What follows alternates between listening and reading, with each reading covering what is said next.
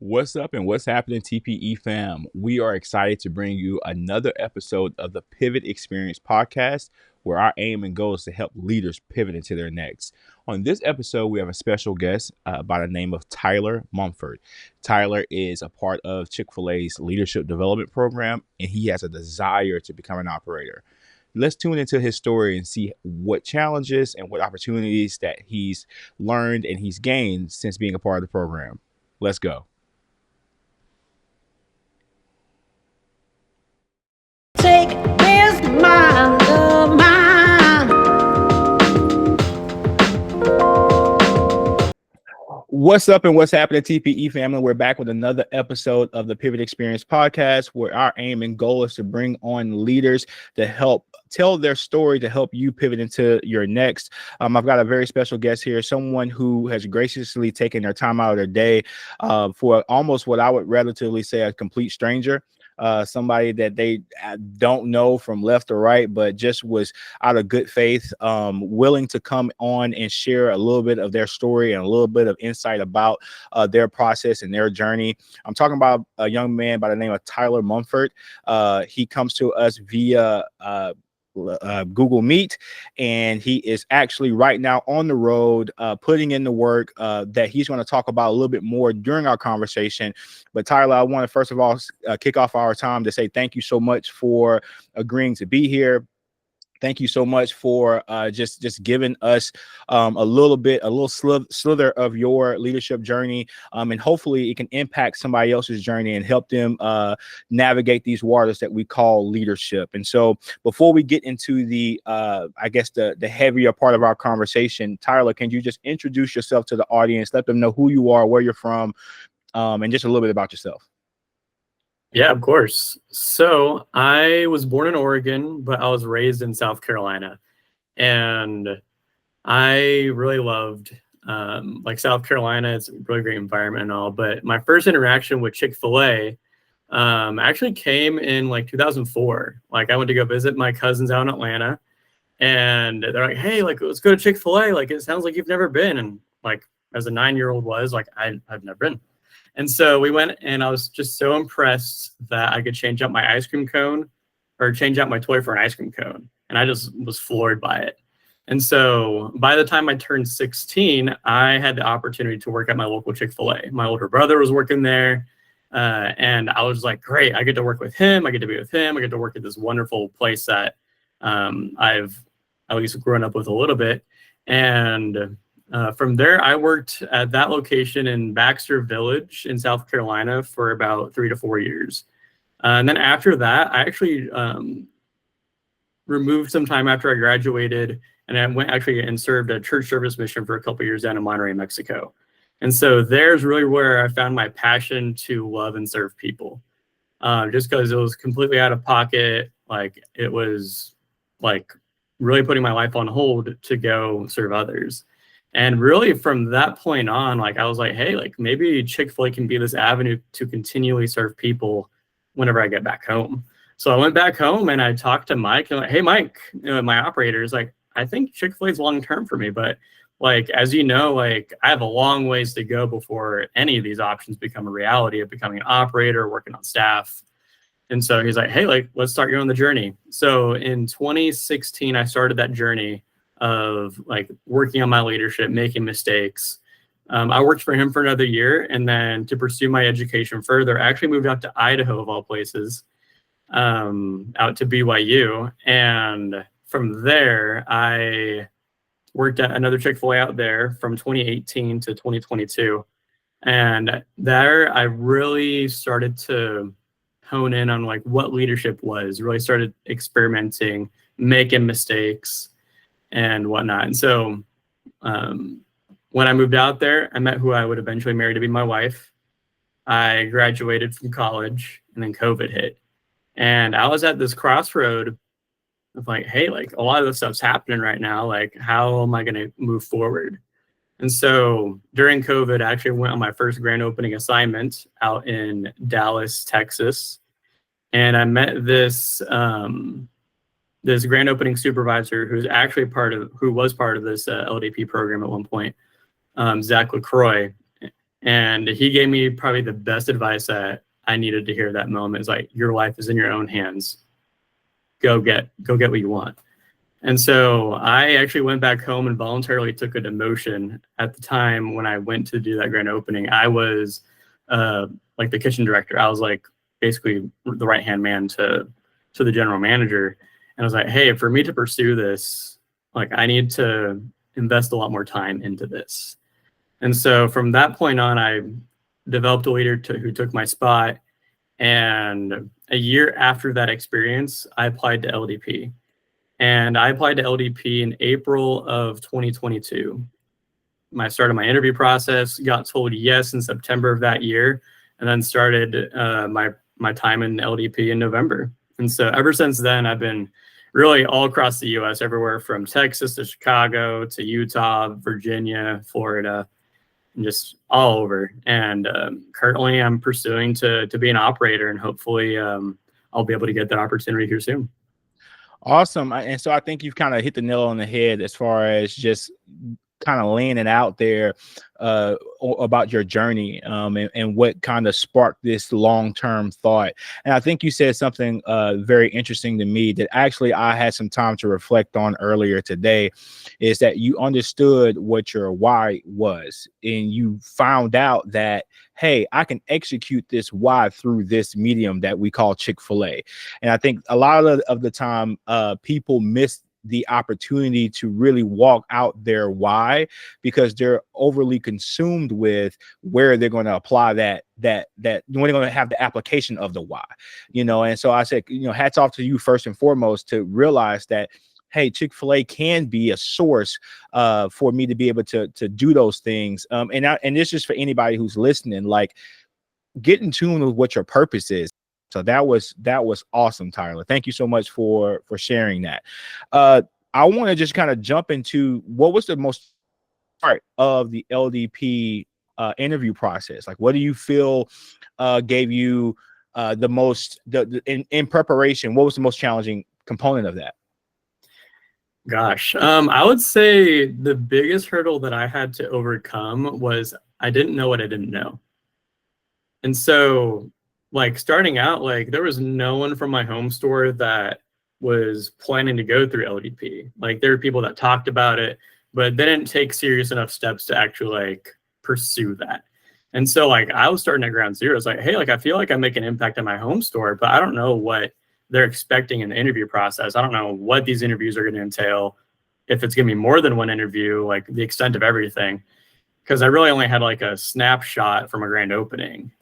And like, for all those who have served in that kind of capacity as a field talent staff, like, you get to see the hype of the opening, but not all the nitty gritty in the behind the scenes.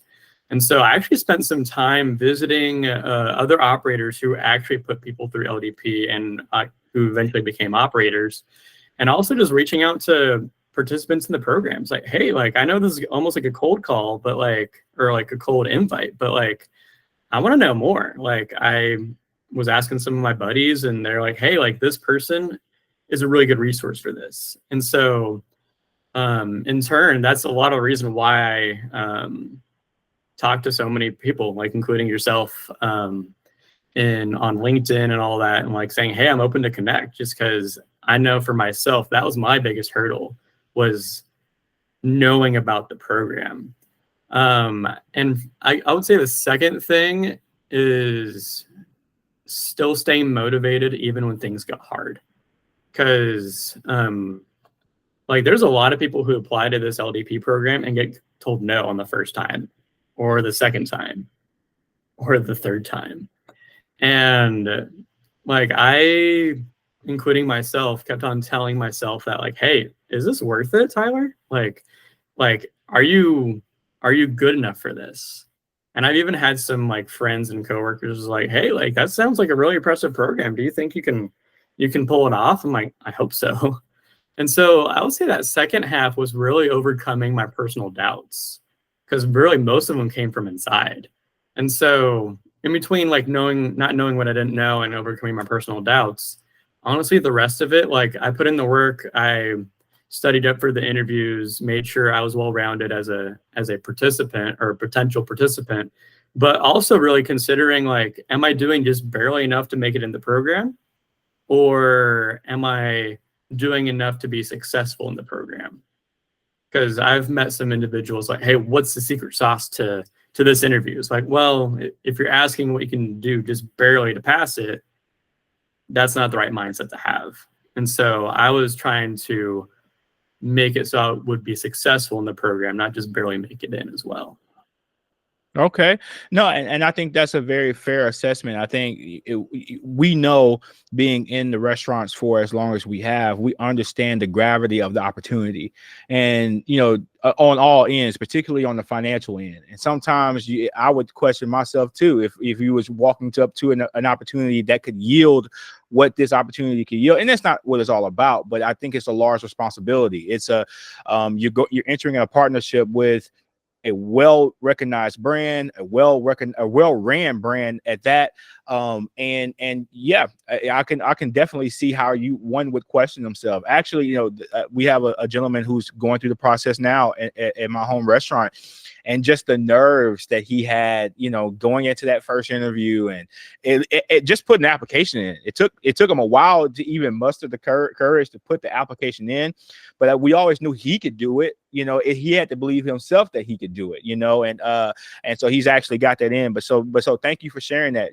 I'm sure there's a lot of people out there, whether their opportunity is LDP or something bigger, whatever that bigger is for them, just knowing that if you do the work and you do the preparation and you invest in yourself, then at that point you'll be as prepared as you can be for whenever the opportunity arises, for when the phone call rings. So that's excellent. So from our understanding, if correct me if I'm wrong, you've been in the LDP program for approximately 18 months now? Yes. Yep. 18 months. Okay. And so what has been the most challenging part about being in LDP so far? Ooh. Yeah. Initially I thought I'd be moving around a lot. And I remember talking to my wife recently. It's like, hey, like we've hit the 18-month mark, and like we thought this like relocating 9 times in 18 months would be a burden, but actually like we've gotten used to that. But I would say the most difficult part is walking into a new situation in each assignment, because you have to have a pretty high emotional intelligence to interact with so many different people. Because like I've worked in 9 different assignments so up to this point, and knowing how to interact with different people in different circumstances across the US with language barriers and all that, like it's a challenge. And so I would say gaining, like through the emotional intelligence piece, I would say really gaining trust and making an impact as soon as possible. Because like in all reality, in this time in this program, like you might spend a month at an assignment, but you don't have a month just to gain trust from the team. You gotta make sure like they're keeping the brand standards, developing leadership and all that. And so I would say causing an impact in such a short amount of time is a challenging but rewarding aspect of LDP. Yeah, I can only imagine. Like, I work with a team that I've been knowing them for forever, and you still kind of have to walk in with some level of like that emotional intelligence question. But I feel like you may have answered that question already just by saying just how sharp your emotional intelligence trigger is during this process. I think that you've definitely walked through making people in such a short amount of time and getting good at that, doing it 9 times. I'm sure you've gotten some good practice. And so I'll just move on into our next question. And the next question I have for you is, what do you think your leadership style is, and how do you think it drives success? That's a really good question. And that's something that I've been trying to discover and develop during this program, because we are repeatedly told like, hey, this is a leadership development program. We want you to develop your leadership. And kind of the unique part about like moving from assignment to assignment is that I can change hats. I can change a certain aspect of my leadership and try to test it out. And something that I've landed on recently, well, I guess semi-recently, in part of like the Enneagram tests, and also some information from like Adam Grant, who's a writer, a motivational speaker, and all, with being a disagreeable giver. It's something that has really like kind of like really caught my attention. Like that's an odd concept right there, but being like nice and kind and being willing to help, but also whenever something doesn't sound right, it's like, let me challenge that. I want to push back on that a little bit.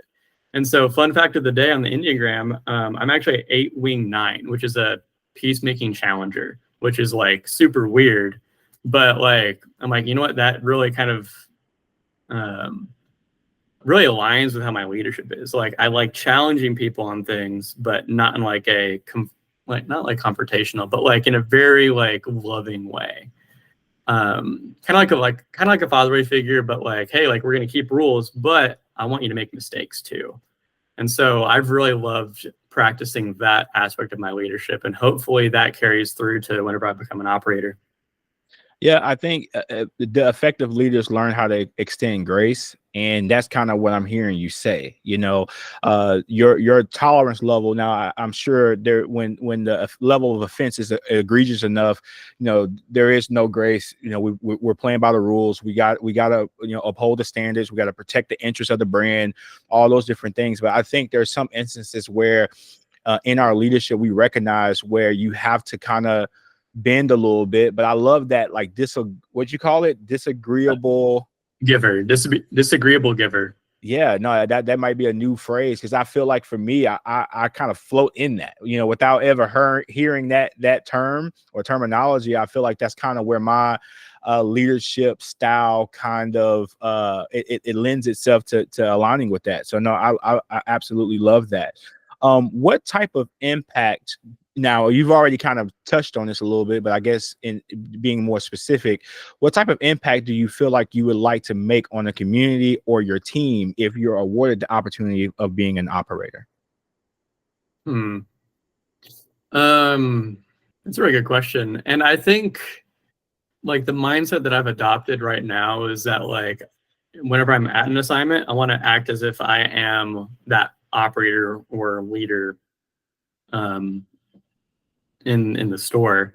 And so really like allowing people to make mistakes, I guess, like talking about my own individual team, but also kind of like taking some notes from a book called Covert Cows. I would recommend it to anyone who hasn't read it, but like kind of like encouraging what Truett looked for in operators. And there's 3 specific things. Let me pull it up for you real quick. So like 3 things that I would hope to encourage in my own team is to always motivate them to have a strong drive to always improve is number 1. The second is to always attract, develop, entertain great people. And then the third is to have a strong drive and passion to challenge the status quo. And really that last one really resonates with me, just because like, hey, I want you guys to challenge what you've been told to be true. Not in like I think you're wrong, but like, is there a better way? Is there a better way to make our team happy in a cultural sense? Or is there a better way to serve our guests? Are we like rising our occasions to care? And how are we doing that in the best way possible with our community? And so I think really taking what Truett looked for in operators and just kind of thinking over that is like, I'd love to have that kind of impact in developing my leaders, in giving them the motivation to always improve, but also the challenge. And because like, if we're always accepting everything that we're told, we're only as good as the environment that we put ourselves in. No, that's very well put. And I feel like Chick-fil-A as a brand is, you're speaking from what Truett looked for in the operator. And I feel like that has manifested itself in the brand itself, just in the terms of the times that I've been around. We've done a lot of innovative things. I feel like one of the most innovative things that we've done as a brand is the Chick-fil-A app. We were right on time as it relates to the pandemic of having an app that was thriving. And so that challenging your team to innovate and to not accept what we've always done, I think is a true hallmark of a great leader. And if you're prioritizing that, I feel like you're going to be an excellent operator, while giving individuals the room to fail, because you have to have that. If you're going to innovate, there's going to be a failure along the way as you tinker with the system or tinker with a process or just people development. And so that's really cool. And I just love the fact, and I don't think I touched on this in your last question, but I feel like the fact that you get a chance to go from assignment to assignment, like you said, you get a chance to reinvent and innovate around the area of your leadership styles, what works in certain situations, what works. And so I love that for you. I love that you have that mindset. Kind of, one of my, I'm sure you've heard of the SERVE model. I love the SERVE model. It's one of my favorite leadership tools. And the R, I'm on record for saying the R, the reinvent continuously, is my favorite letter in that whole acronym, because it really drives home, I feel like, the core of keeping things fresh, keeping the team fresh, keeping our processes fresh, keeping our ability to grow our business. It really gives us a competitive edge. And so I love to hear you say that, and really reference Truett. I love the fact that you do that as well, because he is really he is it when it comes to Chick-fil-A, and he set the groundwork that he has set for myself and for you and for other people to come and make a living in an environment where you want to come to work. It's just awesome. Now, I've got a question I'm gonna ask you this question, and if you need time to think about it, because I didn't send it to you, and I apologize in advance for that. What is the biggest myth about LDP that you heard maybe prior to being an LDP? Now that you're all past the halfway mark, what is the biggest thing out there, like the biggest rumor out there about the program that you can go, no, that's not true. My experience was X, Y, and Z. Yeah, there's one thing that definitely comes to mind that was even told to us at the beginning of the program during our training, and saying that this is not an operator pipeline. I think that was like the biggest myth that I've heard. Like, oh no, we don't want to endorse this as an operator pipeline. We are endorsing this as a leadership development program. And something that Amy Odie, who's in charge of LDP, she said that her purpose for LDP is, whatever you do 5 years from now, we want you to be wildly successful at whatever that is. Whether it is being an operator, whether it is being a business owner somewhere else, or whether it's something not business related at all. And so I have personally reflected on that a lot, and even just looking at the numbers of people getting selected from LDP as operators, and it is a foot in the door, of course, but it's not because we're an LDP that makes us so competitive. It's really the environments that we put ourselves into, the mentorship that we seek out, and anyone can really do that. If you're trying, at this point, if someone's deciding oh, should I stay with my operator and apply to be an operator, or should I go through LDP, both are viable options, to be fair. But if you have the connections and the willpower and the challenges at your home location working with an operator, hey, do that. And so I would say the biggest myth that has been proven wrong for me is that this is an operator pipeline. But I'd like to push back and say, hey, it is what you make of it. Whether you make it into LDP or whether you decide being working with an operator and then applying straight is the best option for you. And so I would say that, and kind of seeing it from the inside, I can definitely reaffirm, because I've definitely have seen a lot of individuals that decide not to become operators. And that's great. That's wonderful for them, because they were able to grow and develop, and also experience that, hey, maybe there's a different option for me. Yeah, no, I love Amy Odie. She used to be one of the field ops in the Houston market a long time ago, and I know she is a challenger. I've witnessed, I've been in a room with her and some other operators and some other team members, and some operators were challenging some stuff, and she kind of stood on her ground. And I love Amy Odie. So I'm glad that you brought her up. And from my understanding, I kind of see her on LinkedIn as well. I know she has that role at the home office where she does things with LDP. So no, I love that you brought that up.